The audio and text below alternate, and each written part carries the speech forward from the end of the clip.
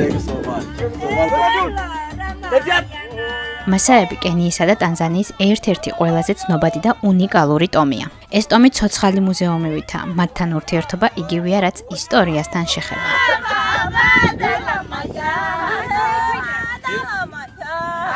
მასაების ცეკვა უბრალო სანახაობა არ არის. ეს მათი კულტურის ნაწილი და სულიერი გამოხატულებაა. ისინი ცეკვავენ სხვადასხვა შემთხვევებზე. ყველაზე ხშირად, როცა ბიჭები მამაკაცები ხდებიან. ეს არის სპეციალური ცერემონია, სადაც ცეკვით აჩვენებენ თავიანთ სიმამაცესა და ძალას. ვინც უფრო მაღლა ხდება, ის უფრო ძლიერია. ასევე ცეკვავენ ქორწილებზე, როცა ქალი გადადის ქმრის სოფელში. მას ცეკვით ეგებებიან. ეს სიხარულის და ახალი ცხოვრების დაწყების ნიშანია. და რა თქმა უნდა, ცეკვავენ მაშინაც, როცა სტუმრები მიდიან სოფელში. ზუსტად ისე, როგორც მე შემეგებდნენ. ეს მათი ტრადიციული მისალმებაა. ძალიან თბილი, ენერგიული და გულწრფელი.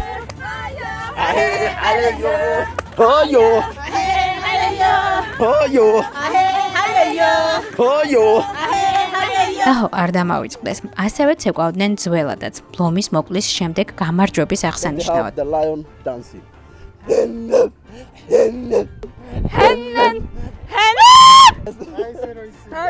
თუმცა როგორც გავიგე, ახლა ლომებზე ნადირობა აკრძალულია და ეს ტრადიციაც წარსულს ჩაბარდა. მათთვის ცეკვა ნიშნავს ერთიანობას, ძლიერებას და სიხარულის გაზიარებას. არ აქვს მნიშვნელობა ხარ თუ არა მასაი. თუ იქ ხარ, მათთან ერთად ხდები და გრძნობ ამ უძველესი ტომის ენერგიას.